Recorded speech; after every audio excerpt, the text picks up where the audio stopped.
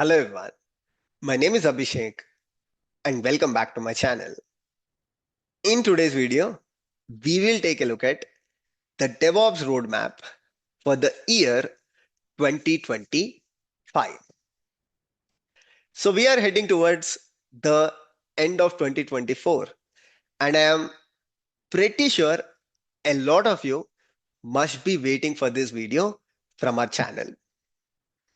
And let me promise you, this video is going to be super detailed where I'm going to cover things step by step.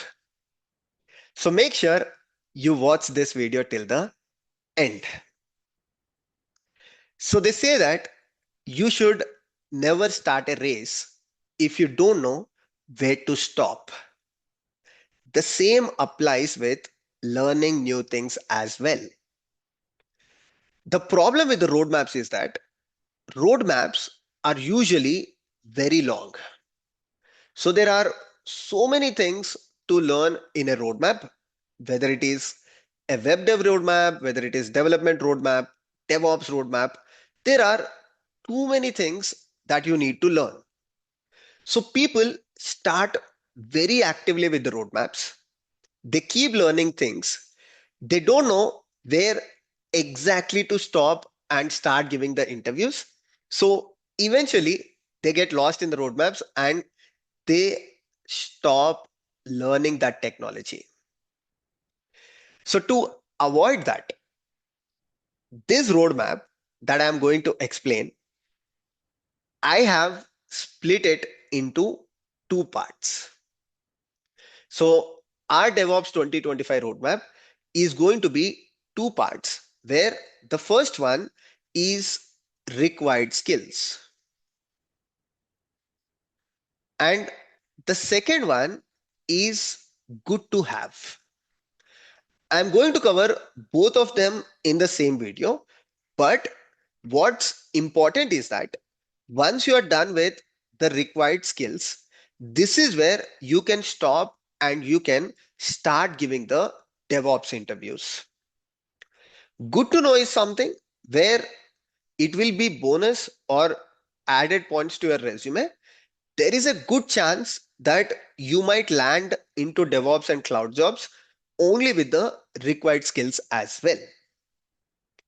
In some cases, you might need to have this good to have skills. So that's why while giving the interviews, you can continue with the good to have skills. So let's start with the required skills.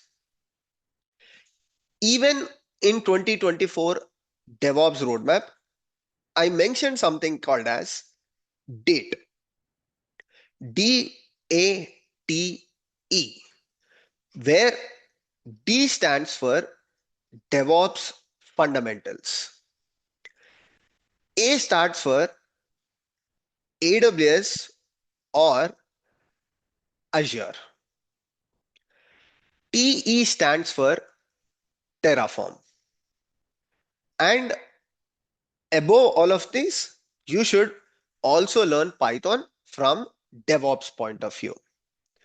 So the fundamentals of DevOps, AWS or Azure, Terraform, and Python for DevOps are still the core things or required things to become a DevOps engineer in 2025 as well. Of course, there are some concepts that you need to add to these topics, and I'm going to cover when I explain those things step by step, like what is required in DevOps, what is required in AWS and Azure, what is the order to learn things. In just a couple of minutes, I will start that. But the fundamentals or the core things, required things of the DevOps roadmap is still the same. That is DATE. So let's see how to learn the fundamentals of DevOps. What is the order? The very first thing that you need to do is learn what is DevOps and why DevOps, right? Before you start learning anything, you should actually know what is it and why is it. And if you're wondering, Abhishek, where can I learn these things? Don't worry, everything that I'm going to explain or already covered in the channel. I will provide the links in the description. So after watching the video, you can look at the description section. And once you know what and why, understand software development lifecycle. If you don't know software development lifecycle, if you don't understand this, there is no way you can become a DevOps engineer. So understand what is software development lifecycle and how DevOps can accelerate the software development lifecycle. Again, this is also covered on the channel. Then you should learn the fundamentals of Linux. When I say fundamentals, I don't mean to say that you need to learn about kernel or you need to learn about the OS level functions. All of that is not required in 2025. You just need to know how to use Linux. And that is where you should start learning the basic shell commands. That is in Bash. Things like how to create a file, how to create a directory, how to list the files, how to look at the system requirements, how to look at the CPU utilization, all that in the basic shell commands. After that, start learning how to write simple shell scripts. We have the playlist in the same order. The links are in the description, so don't worry about where to learn. Then you can start learning about the version control system. And in the version control system, you can only focus on the distributed version control system, that is Git. Learn the fundamentals of Git. And once you learn the fundamentals of Git, switch to GitHub or GitLab, because most of the companies don't host their own Git server. Instead, they go for GitHub or GitLab. So there is a no point of hosting your own Git server and learning how to host your Git server, how to play with it. Not that important. So go with GitHub or GitLab. Then learn the basics of CI/CD. Don't go to advanced CI/CD at this point of time. You will get demotivated. So only learn what is CI/CD, what are different stages that are involved in a typical CI/CD pipeline. Watch the videos, watch the examples, but don't get demotivated if you don't understand CI/CD completely. After this, learn about the basics of Ansible and basics of Terraform. You don't need to jump into the advanced part of Terraform, because once you understand DevOps completely, once you understand software development lifecycle completely, only then you can understand Terraform better. So at this point of time in the roadmap, only learn about the basics of Terraform. Whatever is covered in our date playlist on the channel, whatever is covered in the DevOps course of the channel, you can only learn that. All the videos are arranged in the same order, so don't worry about that. After this, start learning about Docker, where I mean to say containerization. So containerization is a very key. A lot of people just jump to Kubernetes without learning containerization, which is a very, very bad practice. So learn containerization and only after that learn Kubernetes. What will you learn in the containerization part? Learn about the difference between virtual machines and containerization, learn about the networking of Docker, learn about volumes of Docker, how to reduce the Docker image size, how to write the Docker file, best practices, how to how one container interacts with other container, and how to run multiple containers using compose. These are the things that are required. Again, things are arranged in the same order. Then in Kubernetes is a ocean. So learn the important concepts of Kubernetes, such as what is a pod, what is a deployment, what is service, the networking of Kubernetes, service discovery of Kubernetes, learn about ingress, learn about different kinds of services in Kubernetes, and deploy a simple Kubernetes project. So this is the first part of the date roadmap, which is called as DevOps fundamentals. Of course, when you learn about Linux, you should be also learning the networking concepts, right? Such as the OSI model. You need to understand things like the TCP handshake, etc. After this, the second part is cloud, where I recommend AWS or Azure if you are targeting jobs, because the roadmap that I'm covering is from jobs point of view, and as of today there are more opportunities for AWS and Azure. That's why I recommend AWS or Azure. GCP can be your third priority, but not very good from the jobs point of view. It's a good platform, no doubt about it. There are many advantages of GCP over AWS and Azure, but when you look from jobs point of view, go with AWS or Azure only. Okay, so instead of covering both AWS and Azure, which we already have on the channel, the detailed playlist, I will take one of these cloud platforms and explain how can you approach learning them.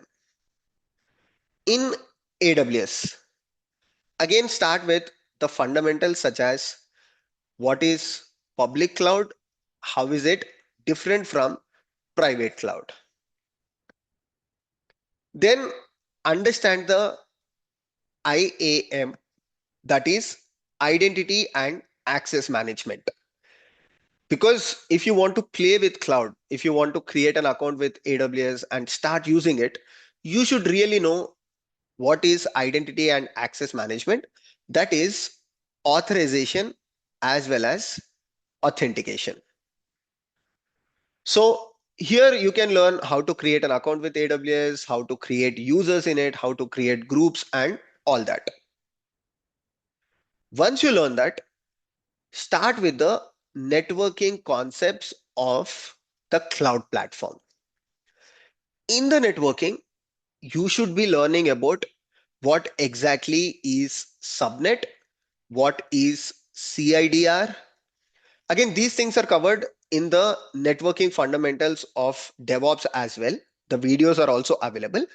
Here, you will learn more from the cloud point of view, right? What is public subnet? What is private subnet? What is CIDR? What is a virtual private cloud? What are the security groups in the virtual private cloud? How to make your network secure? What are the routing rules? What is DNS? All of that in the networking part.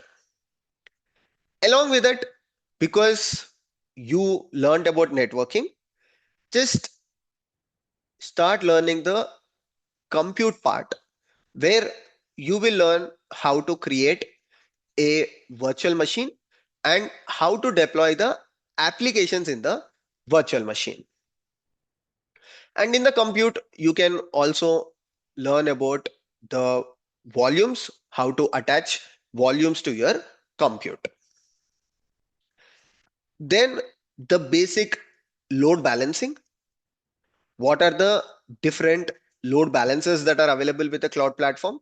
What is the difference between those load balancers, such as L7, L4, the load balancing techniques, and how to use them? Then the important part is storage. Even these are the key things if you are planning for certifications in 2025.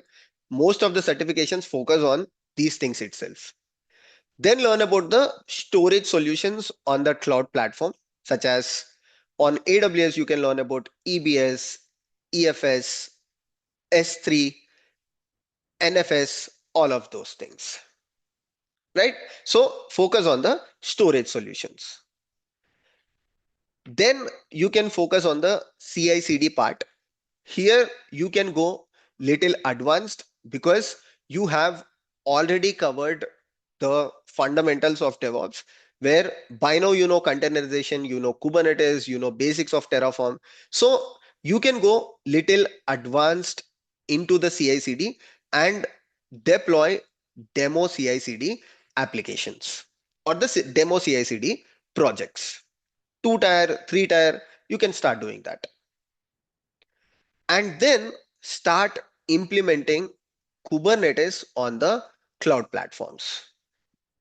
So when I say Kubernetes, every cloud platform has their own solution of Kubernetes, such as AWS has EKS, Azure has AKS. Now, this is a point because you already learned about the fundamentals of Kubernetes, you can go little extensive into this topic and you can deploy a 3 tier architecture application onto your Kubernetes cluster. All of these demos are already available in the playlist on the channel. So don't worry about examples. Don't worry, where can I go for it? Everything is in the channel. I'm just explaining you the order, which is again provided on the channel in the courses section. But for somebody to start with, this is important to know. Then once you are done with the Kubernetes part, you can focus on serverless. You can focus on very important aspect called cost optimization, security and compliance, and finally, how do you monitor your cloud platform? So these are the important things that you cover from a cloud platform point of view. And this is where most of your interviews are also going to be focused on. Then the next part is Terraform. Very, very important concept from the interviews point of view, which is also called as infrastructure as code. Even when you're learning a cloud platform, you can also try out their infrastructure as code related things like AWS has cloud formation, AWS has CDK, uh, multiple things. But I would recommend using or learning Terraform as the first priority because it's cloud agnostic. Terraform has multiple providers using which you can create infrastructure on AWS, Azure, everywhere. And coming to Terraform, you can learn Terraform in 7 to 8 days if you follow our Terraform playlist or the Terraform course that we have on YouTube, where we start with fundamentals of infrastructure as code as well as Terraform. And once you are done with, start understanding the concept of providers in Terraform. Then you can learn how to use multiple providers in the same Terraform project, learn about Terraform initialization, learn about Terraform plan, Terraform apply, how exactly each of this would work. Then you should learn about the Terraform state file and how Terraform implements the state management. After this, go with Terraform provisioners, learn Terraform variable structure. How can you use input output variables with Terraform? Then learn about Terraform modules and different level of environments in Terraform. Finally, implement a project with Terraform and complete using the secret management solution of Terraform like HashiCorp Vault. So if you focus on these things of Terraform. Of course, in Terraform, you have so many other things that you can do, but these are the things from your interview point of view. This is covered in our Terraform course on the channel. After this, the final required or important skill is Python. Now, you might feel that Abhishek, there are so many things, but this is the exact thing. Only after this you can start giving the interviews. Without practicing these things or without learning these things, if you go for interviews, you will get lost, right? Interviewers might ask you questions on Python and you will feel DevOps is difficult. If you cover these required skills and if you go for interviews, there is a good chance that you at least clear the initial rounds of DevOps. Python is a universe. Python itself is like an ocean. So don't learn everything that's in Python. Like you don't need pandas or you don't need NumPy. You don't need scikit. All these things are not required for DevOps position.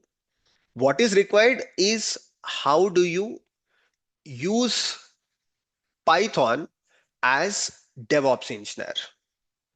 This is important. Like interviewers are going to ask you, what are the Python use cases where you used Python and implemented Python in your project? So for that, you need to learn the fundamentals of Python and some important use cases. In the fundamentals, start with learning what exactly is Python and how do you define some basic variables in Python. You can learn about the data types in Python. What are the different data types and when is particular data type is used in Python? Then you should focus on writing some conditions in Python, writing some loops. What are the different types of loops and when a particular loop is used in Python? Then you should learn about things like the virtual environment in Python, because a lot of times as DevOps engineer, you create virtual environment and you use a virtual environment to implement things. For example, when you're using Ansible. And after this, you can go with the use cases such as how do you make an API call using Python? What module would you use? Then try to create a simple project of Python where you try to interact with GitHub Actions, or you try to interact with the GitHub webhook, or you, for example, create a Jira ticket using Python, which is a very popular, very common DevOps use case. So these kind of things. So this is all the required things that you learn to become a DevOps engineer. Like I mentioned, I will put the DevOps course link in the description. I will put the AWS course link in the description, Azure course, Terraform, as well as Python. All of it in the same order that I have explained. And if you cover the things in the same order, you will come across 30 to 40 projects which are completely explained with the source code in the GitHub repository. Now comes the good to have skills. So, Abhishek, what are the good to have skills? So, in the good to have skills, the first one is observability. Why observability? Because, I mean, predominantly it's a SRE skill, but the lines between DevOps and SRE are very blur. A lot of organizations these days ask the DevOps engineers to implement observability, which is an SRE practice. So it's good to have observability skill as a DevOps engineer where you understand what exactly are metrics, what is monitoring, what is logging, and tracing. So you need to take a demo project and you need to learn how to implement metrics, monitoring, logging, and tracing.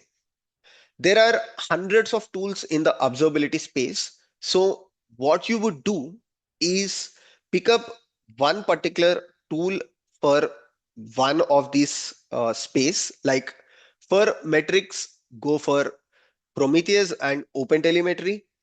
For monitoring, again, Prometheus and Grafana. For logging, you can go for ELK stack. And for tracing, you can go with something like Jaeger or uh, again, open tracing or something like that. There are also enterprise solutions like Datadog, Dynatrace, New Relic. But if you want to go for enterprise solutions, just pick one, either Datadog, Dynatrace, or New Relic. Or you can go for the open source solutions that I just recommended. And the second good to have skill, the only thing that I have not covered on the channel yet is AI ops. So AI ops, I believe, is going to be a high paying skill in 2025, where using AI, you solve to automate the IT operations. So in the AI ops, you can start learning like how to run the models locally, how to use Olama, how to, for example, automate the issues with a Kubernetes pod. A Kubernetes pod is down. What can be the reasons? Today, DevOps engineers or developers go to ChatGPT, try to understand what is the issue with the pod log. Using AI, can you automate and instantly when you click a button, your Kubernetes pod, which is a AOps solution that you deployed in Kubernetes, it takes the pod name and it immediately tells you what is issue with that Kubernetes pod. Internally, it might make calls to OpenAI or Llama 3 that is running locally, whatever it is. But instead of someone going to ChatGPT, they just go to your Kubernetes pod, provide the failing pod name, and it tells you what is the issue.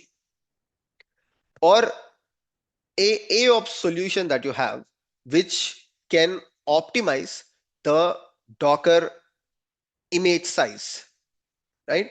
It looks at your Docker file and provides you a list of steps where you can reduce the Docker image size. Or a AOps solution, which takes your metrics or which takes your logs and looks at these logs, anticipates a issue that is going to come, and tells you the steps on how you can avoid that thing. AOps solution for incident management, AOps solution for change management, all of which I'm going to cover in 2025 on the YouTube channel. But for now, we don't have AOps tutorial or course on the channel. Perfect. So these are the good to have skills, and the things that I have covered here are required skills. Look for the links in the description, and if you have any further questions, don't hesitate to comment on the video. I will definitely get back to you. Thank you so much. See you all in the next video. Take care. Bye bye.